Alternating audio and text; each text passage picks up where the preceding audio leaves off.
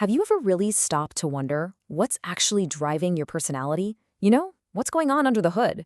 Well, today, we're going to pop that hood and explore the powerful hidden engine of the psyche, all according to the legendary psychologist Carl Jung. It's a question we've all asked ourselves, right? Introvert or extrovert? Do you get your energy from being around a ton of people, or do you need some quiet time to recharge? This simple question is probably the most famous idea to ever come out of Jungian psychology. But here's the thing, for Jung himself, introversion and extroversion, that was just the tip of the iceberg. They were like the outward-facing signs of a much deeper, much more dynamic system that's at work inside every single one of us. And the story of Jung's system, well, it actually kicks off with a major falling out he had with his super famous mentor, Sigmund Freud. At the very heart of their big split was a huge disagreement about the nature of the energy that drives all of us. Okay, so this slide really gets to the core of it. For Freud, our main driving force, what he called the libido, was pretty much all about sexual energy. But Jung, he had a much bigger vision. He saw libido as this generalized psychic energy, a kind of universal life force that fuels everything, not just our desires, but our creativity, our spirituality, our ambition, the whole shebang. And get this quote is fascinating because it kind of shows how their personal lives might have shaped their theories. Biographers have noted that Jung, well, he had a pretty active and anxiety-free sex life, so maybe it's not a huge surprise that he saw motivation coming from all sorts of places. Freud, on the other hand, was reportedly way more anxious and frustrated, which, might have led him to put sex right at the center of his entire theory. Kind of makes you think, right? So Jung's term for this whole personality system is the psyche, and it's fueled by that psychic energy we were just talking about. Think of it like the power source that lets us do everything we do mentally, perceive the world, think things through, feel emotions, and even just wish for things. So how does this energy actually work? To explain it, Jung did something pretty amazing. He turned to the world of physics. He came to believe that our psyche operates according to three core principles, almost like they're the laws of thermodynamics, but for our personality. And here they are, the three fundamental rules that govern our psychic energy. The principle of opposites, which creates the energy, the principle of equivalence, which moves it around, and the principle of entropy, which tries to find balance. Let's break them down one by one. First up, the principle of opposites. And this is a wild idea.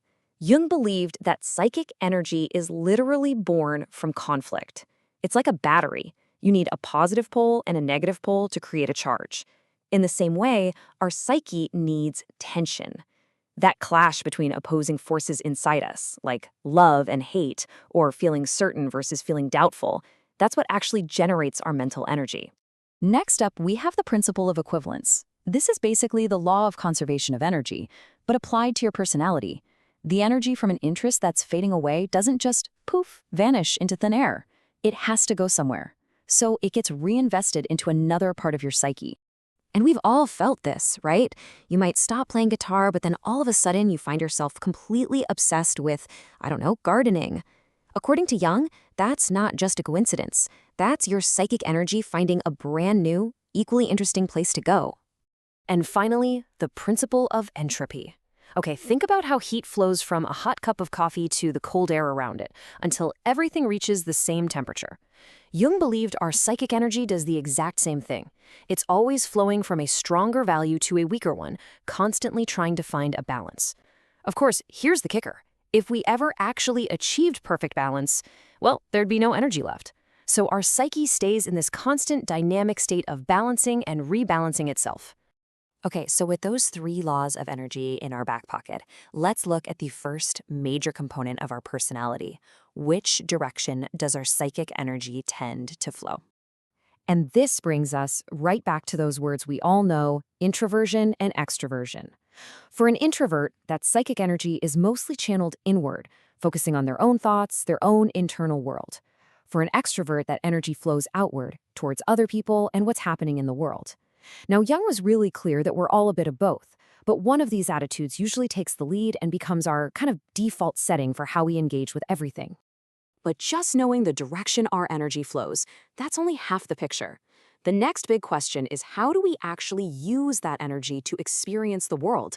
And for this, Jung identified 4 fundamental psychological functions. He split these 4 functions into 2 pairs to make it easier. You've got the non-rational functions, sensing and intuiting. And these are all about how we gather information. They just take in experiences as they are. Then you have the rational functions, thinking and feeling, which are all about how we make decisions and judgments about all that information we just took in. First up, our information gathering functions. Sensing is all about what's tangible, what's real, what you can see, hear, and touch. It perceives the world exactly as it is, kind of like a photograph. Intuiting, on the other hand, is all about looking beyond the surface. It's focused on hunches, on possibilities, on the hidden meaning behind things. Now for our decision-making functions. Thinking is purely logical. It analyzes information and decides if something is true or false. Feeling, though, it evaluates things based on their worth. Is this good or is this bad? Is it pleasant or unpleasant? And here's a super important point. For Jung, feeling is not the same as emotion. It's a rational, conscious process of deciding what our experiences are worth to us. So now we have all the pieces of the puzzle. 2 attitudes, inward or outward, and 4 functions for experiencing the world. And when you put them all together, you get the framework for Jung's 8 core personality types. And here they are, Jung's 8 psychological types. As you can see, each one is a combination of a dominant attitude, extroverted or introverted, and one of those 4 dominant functions. So, for example, you could have an extroverted thinking type. They direct their logical, objective analysis to the outside world. Now contrast that with, say, an introverted feeling type, who directs their value-based judgments inward, which results in someone who's reserved but capable of feeling things really, really deeply. Let's make this a little more real with an example. Take the extroverted intuiting type. They channel their energy outward, and they're always focused on possibilities and new ideas. These are the creative types, great at motivating people. They're often successful in fields like business or politics. They just thrive on novelty and make big decisions based on their hunches, which, according to Jung, are often surprisingly right on the money. So, as we've seen, Jung's model is so much deeper than just asking if you're an introvert or an extrovert. It's this incredible, dynamic system of energy and functions. It gives us a whole new language for understanding ourselves and the people around us.